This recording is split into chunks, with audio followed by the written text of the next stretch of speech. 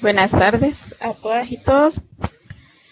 Vamos a iniciar esperando que se vayan agregando más al grupo y para que puedan participar.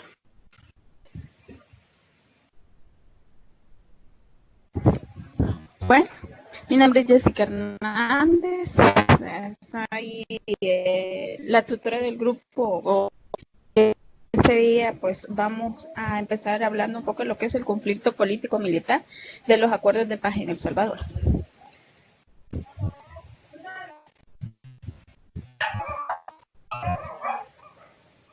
Pues miren, vamos, en realidad todo el contexto histórico que implica para conocer acerca de toda esta parte de historia de nuestro Salvador es sumamente amplio, y pues he dividido algunas etapas con periodos de fechas, o más que todo años y de acontecimientos que los veo que son necesarios de puntualizar para poder encontrar pues ir descubriendo un poco cómo ha sido a lo largo de la historia este acontecimiento sumamente difícil como es el conflicto armado. Pues miren, empezaré un poco sobre esta etapa de guerra encubierta, que son algunos acontecimientos que ya se venían presentando aún antes de 1977, pero vamos a empezar de 1977 a 1979, pero que son hechos ya y que se le denominó como una guerra encubierta. El hecho que ya eran acontecimientos que se venían dando por distintos grupos en los cuales pues venían pues incurriendo en distintos manifestaciones, en distintas problemáticas sociales, en distintas manifestaciones en las cuales era muy fuerte atacado el hecho de tener una visión distinta de lo que en su momento era una estructura de gobierno y en ese entonces militar. La objetividad de estos hechos ocurridos en 1977 y 1979 se sitúa más que todo en el fraude electoral de 1977. Se constituyó el factor que aceleró el proceso de crisis que había venido gestándose desde 1969 y que alcanzaría su punto máximo con el golpe de Estado del 79. Dos son los fenómenos que van a marcar este importante periodo: la oposición revolucionaria expresada por el Partido Comunista y los movimientos de masa. Y el segundo es el obispado de Monseñor Romero. Ahora vamos a ver algunos acontecimientos que llevan para poder ampliar esta etapa. Miren, en 1970, la represión del pueblo salvadoreño por parte de la Guardia Nacional y otras instituciones de seguridad del Estado, como ya había explicado, la organización toda la organización referente al Estado era militar. Entonces, ya mucho tiempo anterior, como les comentaba, antes de 1977, venían diferentes acciones por parte del gobierno estructurado, en ese entonces, de represión hacia el pueblo salvadoreño. Entonces venía la violación de derechos humanos y inició las manifestaciones por parte de los grupos sociales de distintos, no solamente lo que en ese entonces se conocía como grupos guerrilleros o de oposición, sino que de distintos grupos sociales. Ya en 1972, el surgimiento de los grupos revolucionarios, en una de ellas era ERP, que son el revolucionario del pueblo. Entre sus miembros estuvieron muy reconocidos en la Universidad de El Salvador, de los cuales en los años siguientes este grupo tomó mayor fuerza para ir organizando. Para 1975, el poeta Roque Dalton fue detenido y fusilado el 10 de mayo de 1975. Hasta donde se conoce de la muerte del poeta Roque Dalton, es que en su mismo grupo hubo una confusión como de información referente a su forma de proceder. Entonces, se da al fusilamiento de él. Para 1977 y inician los secuestros de empresarios por parte de estos grupos armados ya o de oposición. Ya era una forma de poder conseguir recursos para poder tener armamento, o poder atender la cuestión organizativa y todo esto. Entonces empezaron los secuestros de empresarios. Entre ellos estaba Poma, de la familia Poma, fue que se conoció el secuestro de él. También hubieron otros distintos empresarios de la empresa Philip, también hicieron un secuestro de lo que hacía en forma de poder, esta era una manera de ellos para poder subsistir, ¿verdad? El secuestro se daba y se daba una negociación en donde se pedía, ¿verdad?, una remuneración económica o aún algunos intercambios por presos políticos que ya habían en su momento para poder de negociar. Entonces eran esta táctica de los secuestros es una forma que utilizaron los dos bandos. Dice que los cuales pedían rescates y de forma de los grupos guerrilleros obtenían dinero para financiar sus propósitos, hoy tomando mayor fuerza, como les comentaba. En 1977 también se consolida Joaquín Villalobos como secretario general del Ejército Revolucionario del Pueblo. En 1979 inicia la unión de las fuerzas de izquierda para formar un solo bando, bajo los mismos lineamientos y bajo una misma causa. Hay muchas organizaciones que existían en su momento y que eran de izquierda, se denominaban de pensamiento de izquierda. Y estaban, como eran varios, empezaron a hacerse unión entre ellos. Había también organizaciones sociales, organizaciones también de iglesias. En ese entonces hay un dato en el cual la mayoría de la población se denominaba de iglesia o de pensamiento católico. Entonces había organizaciones, ellos también se unieron a estas fuerzas de izquierda. Vamos a ver, esa es como una primera etapa.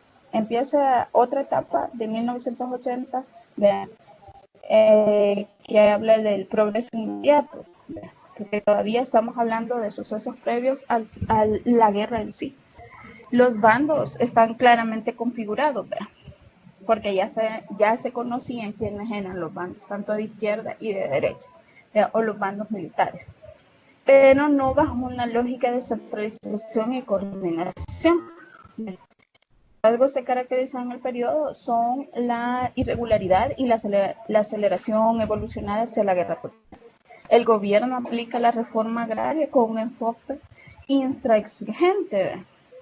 El hecho principal de este periodo fue el repliegue de las fuerzas insurgentes por parte del ejército hacia los frentes de guerra en Guazapa, Morazán, Norte de Santana, San Vicente y otros lugares.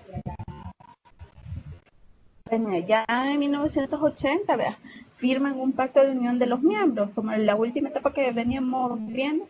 Hoy ya se firma un pacto de agrupaciones de izquierda, el Bloque Popular Revolucionario, las fuerzas la FAPU, la UNL, la LP, son 28 que organizan un comité coordinador de las unidades revolucionarias.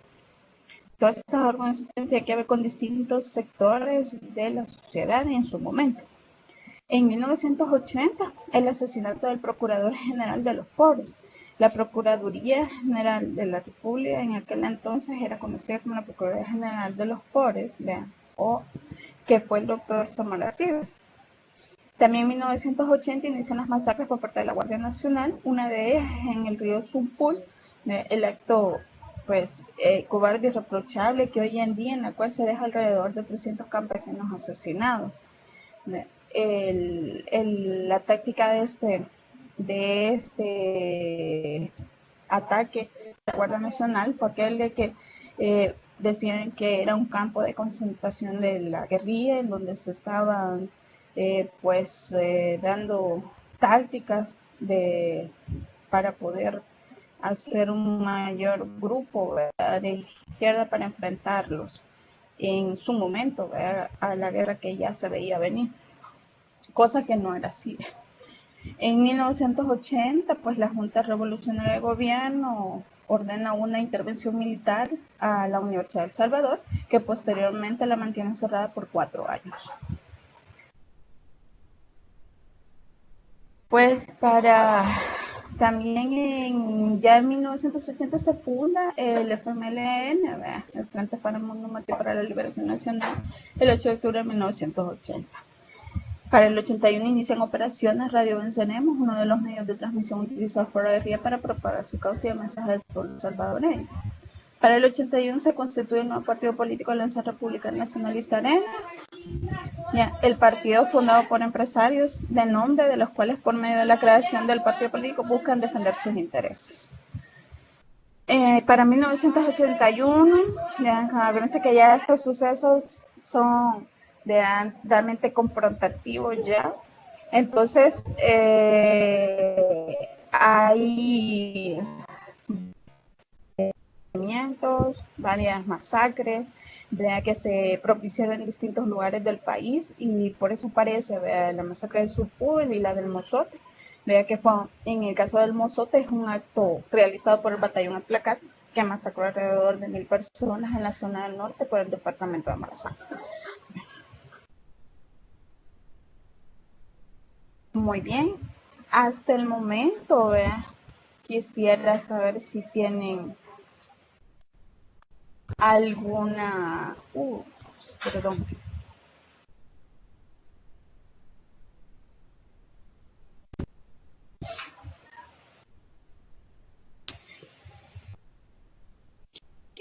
¿A qué se refiere contrainsurgente? Muy bien. Infrainsurgentes son aquellos que eran en oposición al estado en donde se denominaba militar en ese momento. Eran la oposición a la cuestión militar.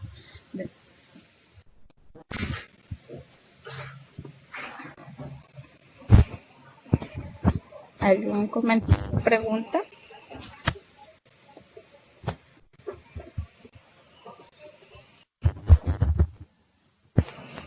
Estamos apenas viendo, como les decía, había dividido en etapas lo que es un poco de contexto a lo que es la guerra civil o el conflicto político-militar de lo que en El Salvador. Acontecimientos históricos que han marcado durante años y aún sigue marcando, porque vamos a ver un poco al final, que obviamente vamos a ver los acuerdos de paz, pero todavía hay cosas que no se han podido terminar de solventar, socialmente hablando. ¿Alguna otra pregunta? Tengo una duda, perfecto. Sí me dice, disculpen que me salté un poco. El Partido Arena fue fundado por Roberto de Aguizón. Sí, confirmo, claro que fue fundado por Roberto de Aguizón, por Gloria Salguero Gross. Ellos principalmente fueron los fundadores del Partido Arena.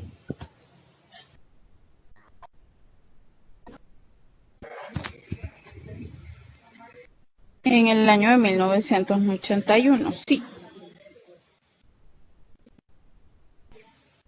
¿Qué fue la operación hasta el tope? No hemos llegado todavía hasta ahí. En el otro bloque veremos qué fue la operación hasta el tope. En el caso del FMLN, fueron organizaciones que se unieron para conformar el partido FMLN, no personas en concreto, ¿ya?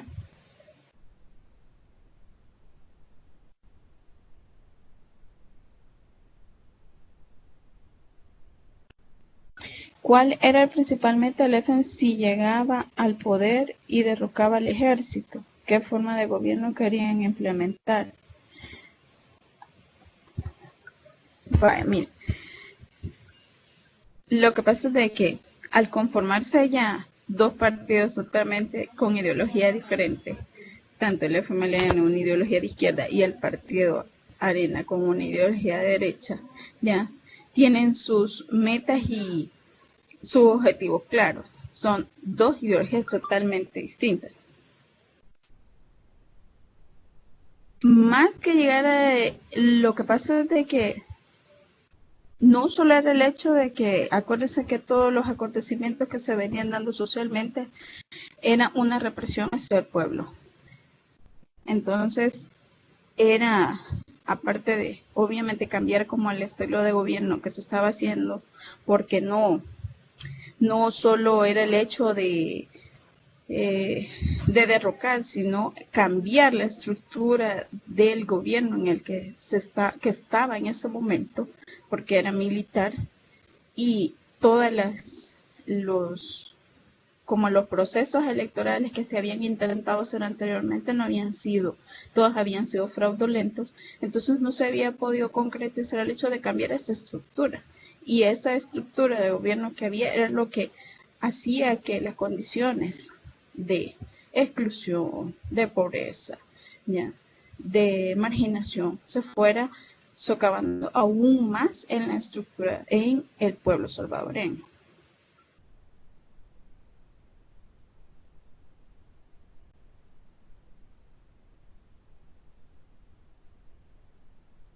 Quería ser totalitarios, liberalistas, democráticos.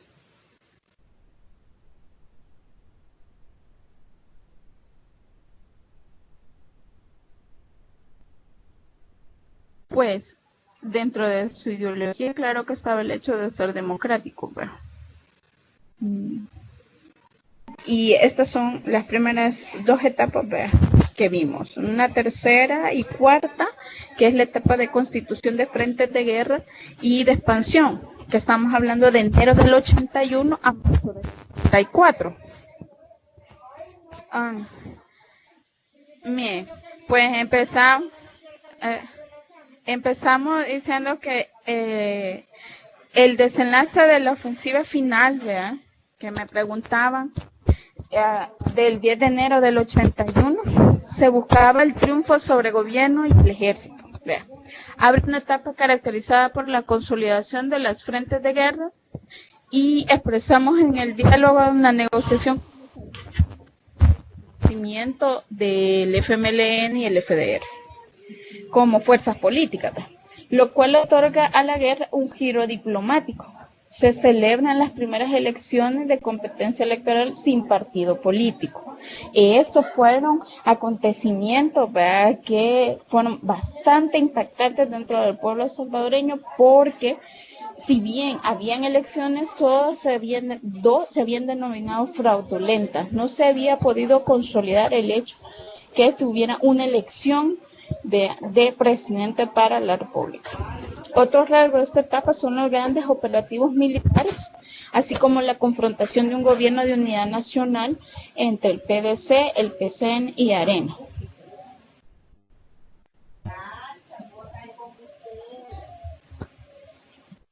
Ahora, en 1984 se realizan elecciones y es electo presidente José Napoleón Duarte, derrotando a Roberto Aguizón del Partido Arena, sospechoso de haber dirigido y financiado los escuadrones de la muerte.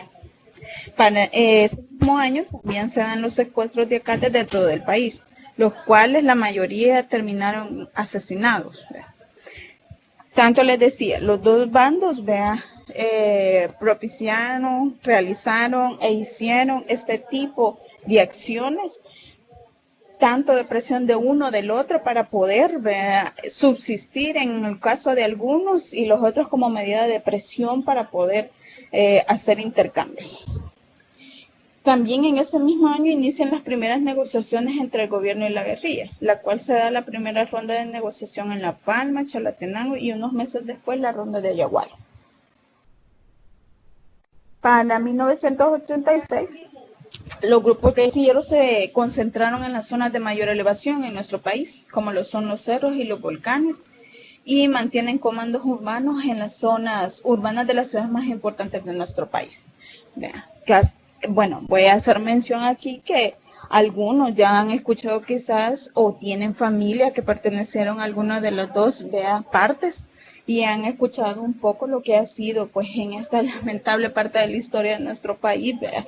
La guerra no debe de ser solo es en muchos de los lugares ha sido el último, como la última recurso para poder cambiar una estructura social que lleva en decadencia. Y lamentablemente, nuestro país tiene como esa parte de la historia difícil que es una guerra civil. Y muchos todavía pues viven parte de esas secuelas de ese tiempo de la historia de El Salvador.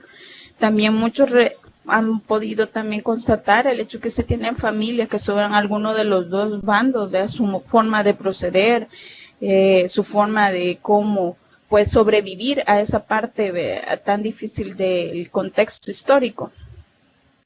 También para ese mismo año siguen las negociaciones de paz, que inicia la ronda en Sesori, en un pueblo aquí en El Salvador. Estas pláticas ya inician, porque ya el contexto de guerra es totalmente confrontativo. En el 87, la ronda de la Anunciatura, la cual no se lleva a ningún acuerdo, pese a la presión de los países extranjeros. Bien, si hay una de las causas externas para la cuestión de una guerra civil aquí fue la intervención de naciones fuera del país. Ahora, los acuerdos de paz. Para 1989 y 1992, la guerra continúa a lo largo de 1990 y 91, pero cada vez más claro que la mesa de negociación va desplazando las acciones militares que han caracterizado las etapas anteriores que ya les he explicado. La Iglesia Católica, que hasta 1990 había mediado el diálogo, cede lugar a la ONU por medio de un secretario general de la paz por una novedad histórica, desenlazándose en unos acuerdos exitosos. Para 1989, pues Arena obtiene el triunfo de las elecciones presidenciales y es electo presidente Alfredo Cristiano, el cual convoca reuniones de diálogo para llegar al cese del conflicto armado. Durante la ofensiva militar hasta el tope, que ya me estaban preguntando acerca de qué es esta famosa frase, que es la ofensiva militar lanzada por el FMLN, son asesinados también los jesuitas de la Universidad Centroamericana, San José Simeón Cañas, UCA. Un acto en el cual hoy en día las autoridades españolas piden justicia hasta un hecho de tal hecho de cobardía. La ofensiva hasta el tope fue como un ataque estructurado, organizado y de táctica que utilizó la parte del FMLN para poder presionar, fue el último gran ataque que hicieron para poder presionar al cese de la guerra. Para 1989, el 13 de septiembre, inicia en México las conversaciones de paz entre el gobierno salvadoreño y el FMLN. miren, estas etapas vienen hasta llegar hasta acá, es una cuestión de desgaste bastante serio, porque ya los dos pues estaban ya prácticamente pues desgastados, con muchas bajas y ya con una cuestión difícil de que fuera sostenible. Ya era poco también el recurso y todo, obviamente, menos por el área de la parte izquierda que de derecha, pero ya era una parte bastante desgastante. Para el 13 de octubre inicia la segunda ronda de negociaciones, que se da en Costa Rica.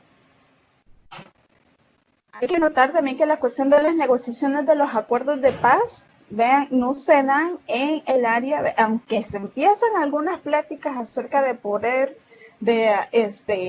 pues parar el conflicto, no se dan propiamente acá, sino que busca y hasta hay intervención de medios fuera de El Salvador para que puedan intervenir. Para noviembre del 89 anuncia el retiro de la mesa de diálogo por los atentados a Fenastras. Ya le decía, todas las cuestiones confrontativas hasta el momento eran pero tan difíciles, que esto hace que en este momento una de las partes se retire de la mesa de diálogo. Para noviembre del 89, el FMLN lanza la ofensiva. Como había dicho,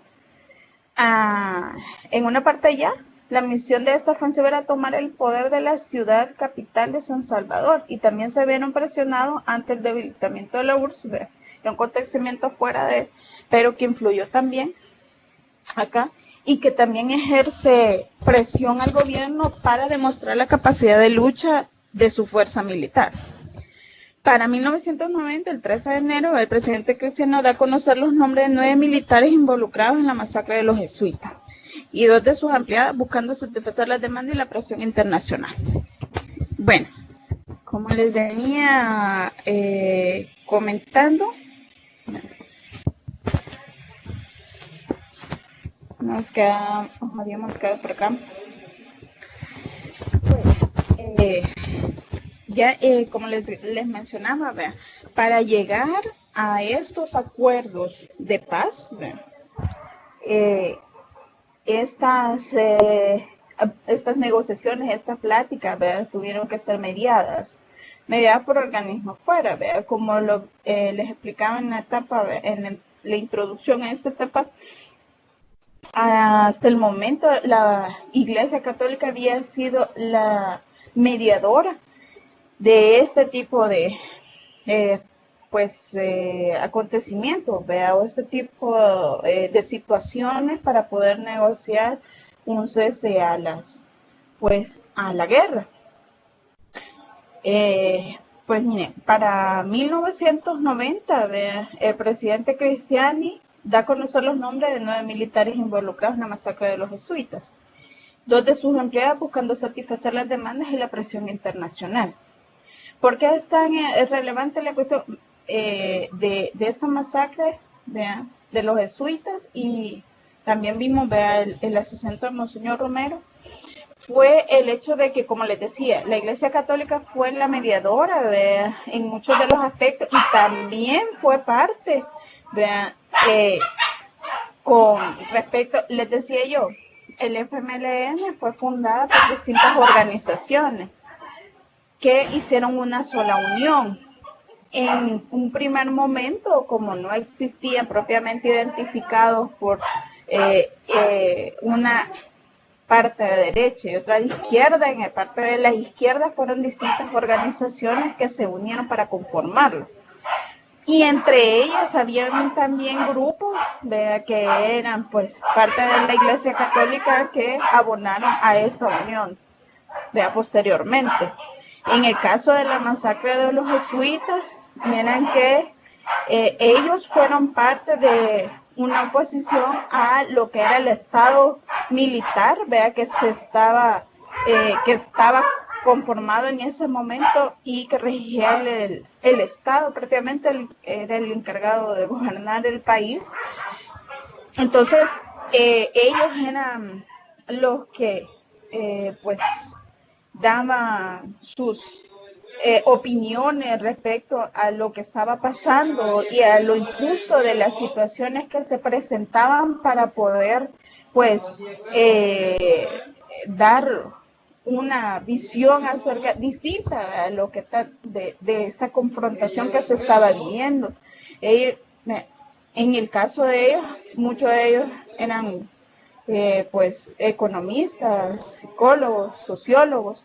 Vea que desde la rama de la ciencia daban un aporte hacia lo que estaba pasando en ese contexto que se vivía. Y habían presiones internacionales para esclarecer, vea, ustedes saben que hasta el momento, hasta este contexto de la historia, apenas se está enjuiciando, vea, a uno de los que se incriminó, vea, acerca de estos asesinatos. Y hay otros, vea, implicados, pero apenas todavía estamos hablando de 1990, de este acontecimiento, y hasta el 2020, pues todavía estamos buscando pues que se haga justicia de esta masacre. Para febrero, vea, de ese mismo año también muere el expresidente salvadoreño José Napoleón Duarte, personaje del cual inicia con las negociaciones de paz en el 84. Para en abril de ese mismo año, el gobierno y el FMLN se comprometen en Ginebra, Suiza, ante un secretario general de la ONU, iniciar negociaciones para un acuerdo de paz a partir del 1 de mayo. Bien. Y esto de la cuestión de los acuerdos,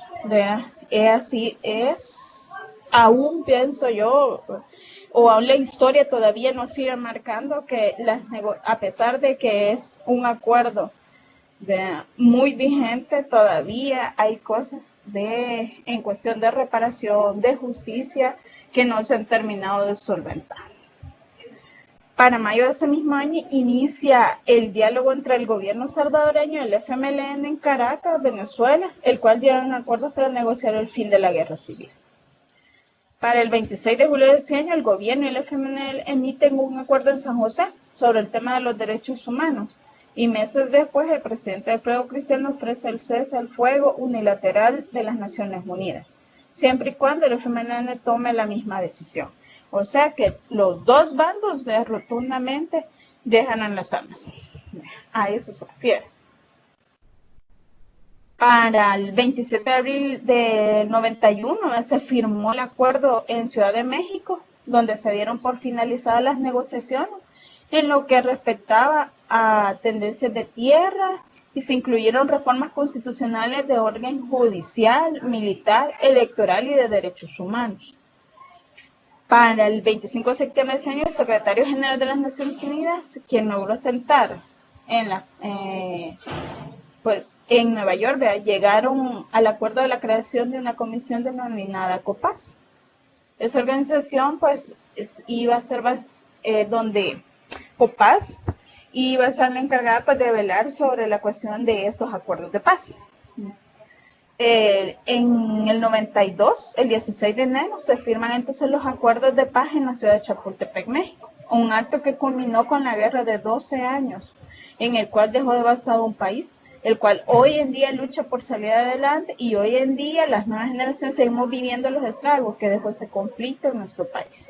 ¿Por qué? Porque todavía hay distintas situaciones que se contemplaron en ese acuerdo de paz que no han sido totalmente respetadas, validadas y sobre todo no se ha llegado a un nivel de justicia social. Bien. Todo país que tiende a olvidar su historia está condenado a poder repetirla. Entonces, esta parte tan predominante que ha sido un antes y un después para la sociedad salvadoreña, todavía seguimos viendo con estragos de esta guerra civil. Mucho se habla de seguir reparando y buscando justicia en todos estos situaciones que se dieron en esta parte de la guerra.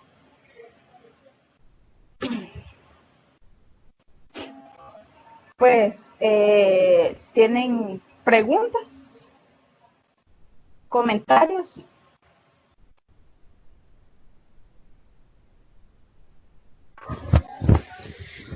Voy a revisar de un poco sus mensajes. Me hacían la observación que me acercara el micrófono. Gracias. Por eso quizás se me escuchaba bajito.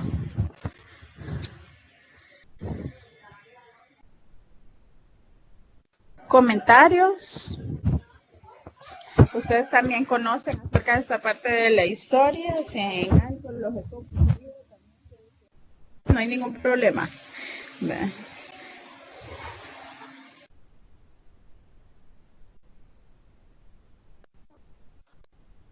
dicen por qué Duarte entregó el poder al sucesor Alfredo Cristiani. No, no lo entregó.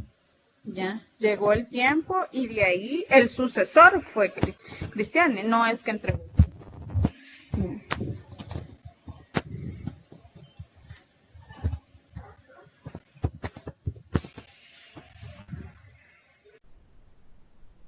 El 16 de enero del 92.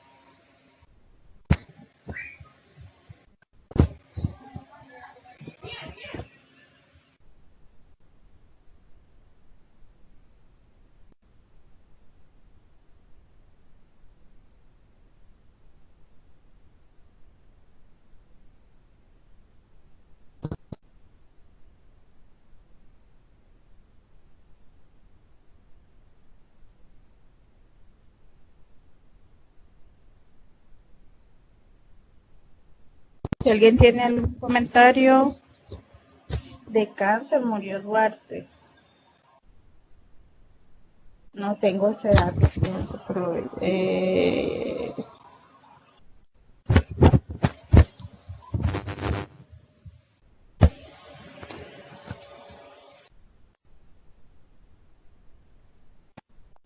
sí, es cierto. Cáncer de estómago fue la causa de muerte. Muchas gracias María. Nos mandó ahí, miren, el 1 de junio del 89 gravemente enfermó de cáncer. Muy bien, entregó el poder al sucesor, ¿ya? Siendo este último el primer presidente civil del Salvador electo desde el 1931, el 23 de febrero.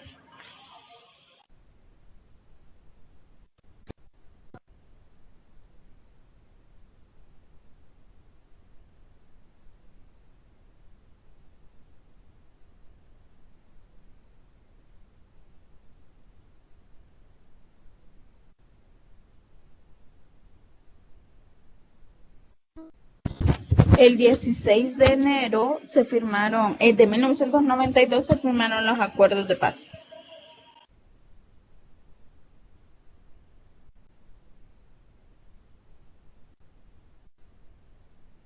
Tengo una pregunta pendiente. Me preguntaban qué era COPAS.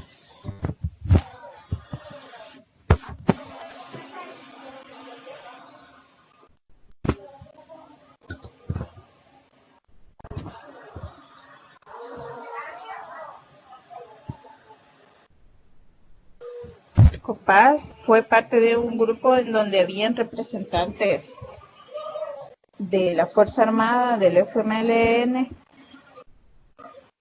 Había también otros delegados.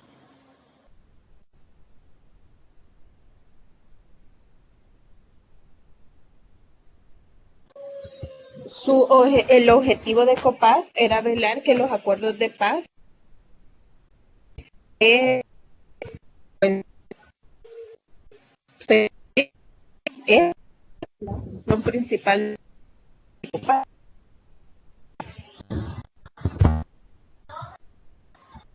El día, muchas gracias.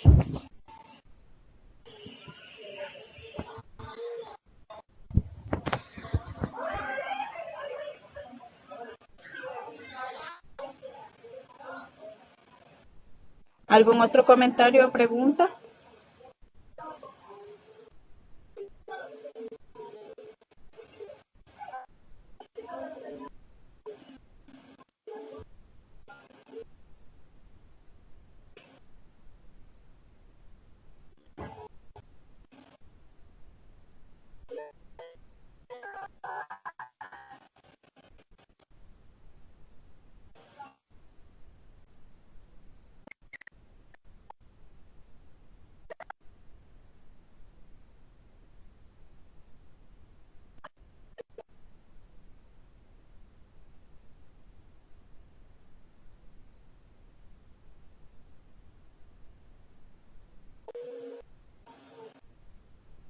¿Cuál fue el papel? Ah, muy bien, permítame.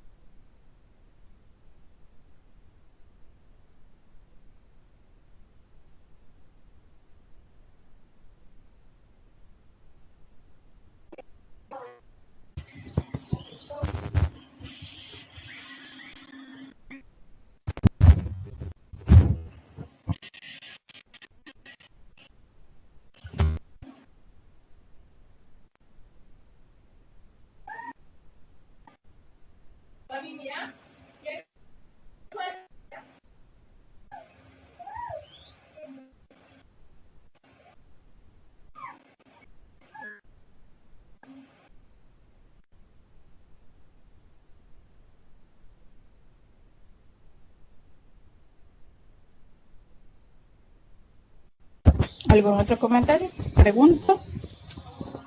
¿El FMLN recibió ayuda de un país? No de un país, de varios. De varios países recibieron ayuda. Es igual que la fracción de derecha de Arena también recibió ayuda, principalmente de Estados Unidos.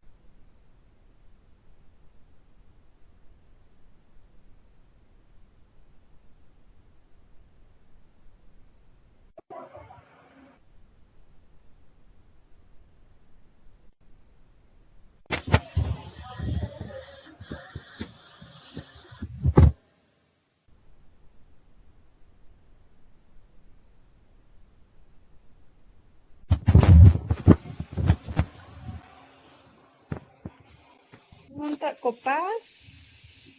Vale. Sobre Copaz, mencioné que era un grupo que se conformó con representantes tanto del Partido de Izquierda y otras organizaciones sociales para velar el cumplimiento de los acuerdos de paz. Eso fue Copaz. Y eso se estructuró después de los acuerdos. Y ellos iban a velar porque se cumplieran los acuerdos, ¿verdad?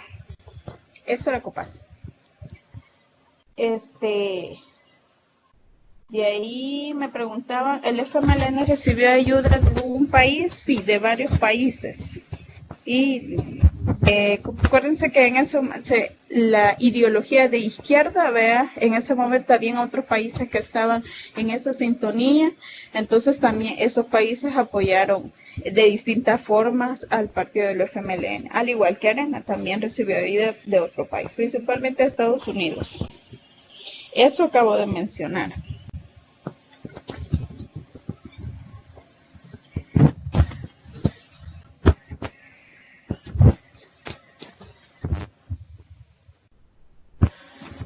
¿Hay alguna otra pregunta?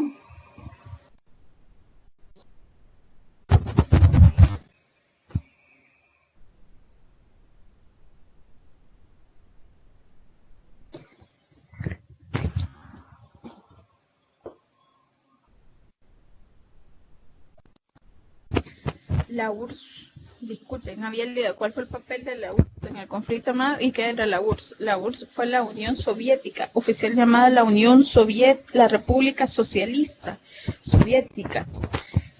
Y tuvo un papel y claro, como organismo exterior, como órgano exterior, vea, de fuera del conflicto, tuvo, vea, también incurrencia por esa parte de la, vea, por esa parte, así como también por la parte del área de derecha, también hubo incursión, vea, de otros países denominados también de esa ideología de derecha que tuvieron también que ver con la cuestión del conflicto. Miren, para cerrar ya, ¿vea? Algunas de las causas, ¿vea? Externas que llevaron a este conflicto armado aquí en el país fue la Guerra Fría, ¿vea? Habían otros acontecimientos sociales que también permitieron el hecho de que se desarrollara, visualizara esa opción de guerra. También las causas internas, ¿vea? Fueron gobiernos, del levantamiento de los campesinos, actividades que hubo en los 70. Yo les remarqué, les puse como claro que iba a empezar de esta etapa de 1977, pero que en realidad habían otros acontecimientos anteriores que también daban como parte de causas a la que se llegó a este conflicto armado. Los fraudes electorales, las distintas masacres y asesinatos que se dieron. Hay muchos que van a también todas estas causas son las que dieron paso a este tipo de situaciones como fue la guerra civil, o el conflicto político-militar en El Salvador, y que posteriormente nos llevaron a poder sentar una mesa de diálogo para poder hacer unos acuerdos de paz. ¿Podría volver a repetir lo que acaba de decir? No lo escuché. Perdón, sobre la URSS. Y fue sobre la URSS, la Unión Soviética, que si bien tenido un papel en el conflicto salvadoreño, sí, tuvieron un papel. Pensamiento marxista también. Es que fíjense de que a la hora de conformarse como partido de izquierda, como les decía yo, eran distintos grupos, y ojo, que les di un dato interesante también, era el hecho de que no solo era, dentro de estos grupos, había sociedad civil, estudiantes, de nivel de básica, de estudiantes universitarios, también había personas de iglesia, en ese momento de iglesia católica, también metida en estos grupos, que estos grupos se unieron después para conformar lo que ahora conocemos como el partido del FMLN. Claro que en ese tipo de grupos podían conformaron una ideología en común, y claro que dentro de ella existe el pensamiento marxista, claro que sí. Pues bueno, yo espero haber ayudado y abonado al proyecto. Los invito a que participen en los foros que están abiertos en la plataforma. De igual forma, estoy a su disposición para cualquier consulta o duda que tengan sobre alguno de los foros que está habilitados dentro de la plataforma. Agradecerle su asistencia y participación. Y bueno, hay alguien que fue el ataque de mayor envergadura realizado por el entonces guerrilla de Frente Farabundo Martín para la Liberación Nacional. Muchas gracias, María. Agradecerles a todos por su asistencia y participación nuevamente. Que sigan pues monitoreándonos en la plataforma, que pues participen, y esperamos que de todas estas herramientas les ayuden para poder prepararse hacia su prueba. Les agradezco, y bueno, nos seguimos escribiendo. Muy buenas noches.